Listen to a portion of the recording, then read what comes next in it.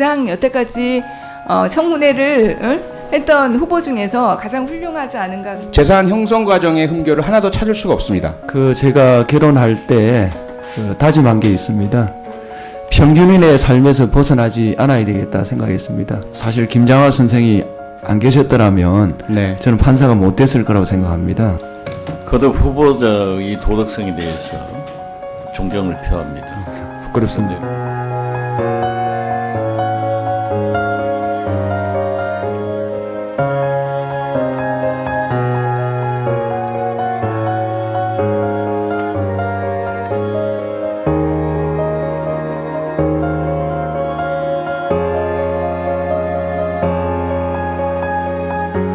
선생님께 이제 고맙다고 인사를 갔더니 자기한테 고마워할 필요는 없고 자기는 이 상에 있는 것을 너에게 주었을 뿐이니 혹시 갚아야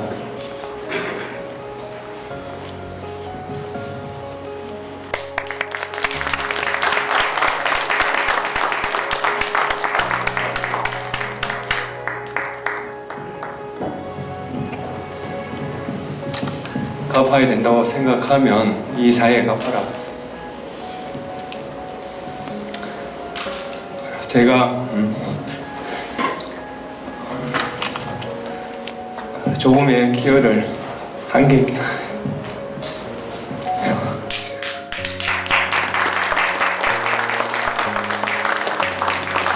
있다면 그 말씀을 지혜 않았기 때문이라고 생각합니다.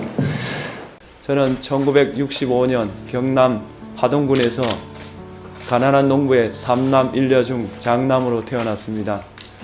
낡은 교복과 교과서일 망정 물려받을 친척이 있어 중학교를 졸업할 수 있었고, 고등학교 2학년 때는 독지가인 김장하 선생을 만나 대학교 4학년까지 장학금을 받을 수 있었습니다.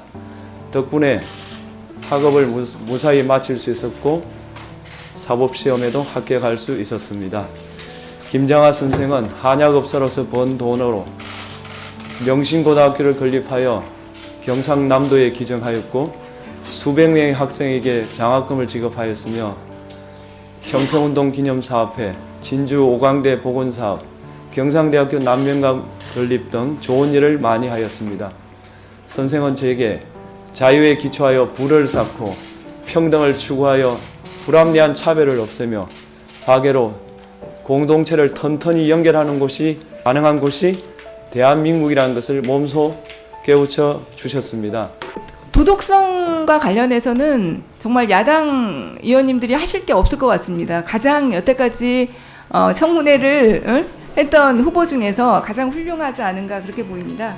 헌법재판관들, 그러니까 그 기본 평균 재산이 제가 보니까 한 20억쯤 되는 것 같습니다. 근데 지금 후보자 재산을 보니까 6억 7,545만 원이에요. 이렇게 신고해서 가장, 만약 헌법재판관이 되신다면 가장 작은 재산을 가진 헌법재판관이 되실 것 같은데, 그래도 27년 동안 법관 생활하셨는데 너무 가소한 거 아닌가? 뭐 특별한 이유라도 있습니까? 제가 결혼할 때 다짐한 게 있습니다. 평균인의 삶에서 벗어나지 않아야 되겠다 생각했습니다. 최근 통계를 봤는데 평균 재산이 가구당 한 3억 남짓 되는 걸로 알고 있습니다. 제 재산은 한 4억 조금 못 되는데요. 신고하신 거 그거는 아버지 재산이고요. 제 재산은 4억이 안 됩니다. 본인 재산은 이거는 그래서 평균 소속 재산까지 포함한 평균 재산을 좀 넘어선 것 같아서 제가 좀 반성하고 있습니다. 재산 형성 과정의 흠결을 하나도 찾을 수가 없습니다. 그리고 현재 보유하고 계신 재산도 청렴이라고 할 수 있을 정도이고요. 아파트 한 채, 차량 하나, 예금 일정 부분 정도밖에 없고요. 고위공직자들이 입법부 국회도 48% 정도의 국회의원들이 다주택자로 확인이 되고 있고요. 최근에 장관 후보자들의 그런 부동산 문제도 국민들께 많은 우려를 끼쳐드린 것도 있고요. 그런 가운데 본인 스스로가 다른 사람의 문제를 재판하는 판사로서 철저하게 청렴 관리를 해오신 것은 높이 평가를 합니다. 거기에 대해서 혹시 하신 말씀 계신가요? 예, 저는 사실 김장하 선생이 안 계셨더라면 네. 저는 판사가 못 됐을 거라고 생각합니다. 그래서 제가 살아가는 거는 그분 말씀을 실천하는 거, 그걸 유일한 잣대로 저는 살아왔습니다. 네. 퇴직하신 이후에 대형 로펌에 가시느냐, 예. 혹은 개업을 하신다 하더라도 뭐 1년 사이 수십억 원의 수임료를 받으시느냐. 전관이 아닌 일반 판사들은 허덕허덕대면서 사무실 운영 비용 내기도 어려운 상황인데, 그게 단적으로 이야기하는 정관예우의 현실 아니겠습니까? 동의하십니까? 네, 네. 네. 네. 그러면 지금까지는 청렴하게 살아오셨는데, 그럼 앞으로 후보자께서는 헌법재판관 임기가 끝나신 이후의 인생 설계는 어떻게 하고 계십니까? 예, 제가 뭐 구체적으로 생각해 보지는 않았지만 네.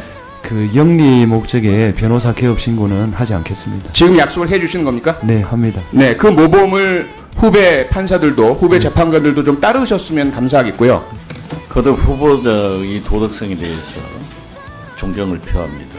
부끄럽습니다. 그런데 지금 진짜 우리 사회에서 왜 사법부 법관들이 존경을 받지 못하고 있는 일부 인사들이 있는가 하는 문제에 대해서 저는 우리 문영배 후보자만은 그 길을 가실 것 같아요. 법관의 길을 걸어온 지난 27년 동안 저는 한결같은 마음으로 대한민국 헌법의 숭고한 의지가 우리 사회에서 올바로 관철되는 것을 찾는 데 전력을 다하였습니다. 그것만이 선생의 가르친 대로 제가 우리 사회의 진빚을 조금이나마 갚을 수 있는 길이라 여기면서 살아왔습니다. 제가 헌법재판관에 임명되더라도 지금까지 간직해온 저의 초심은 언제나 변하지 않을 것입니다.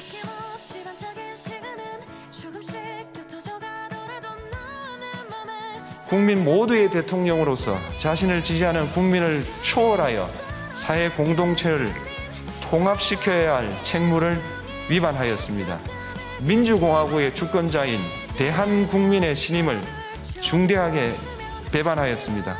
결국 피청구인의 위법 행위는 국민의 신임을 배반한 것으로 헌법 소호의 관점에서 용납될 수 없는 중대한 법 위반 행위에 해당합니다. 주문, 피청구인 대통령 윤석열을 파면한다. 마치겠습니다.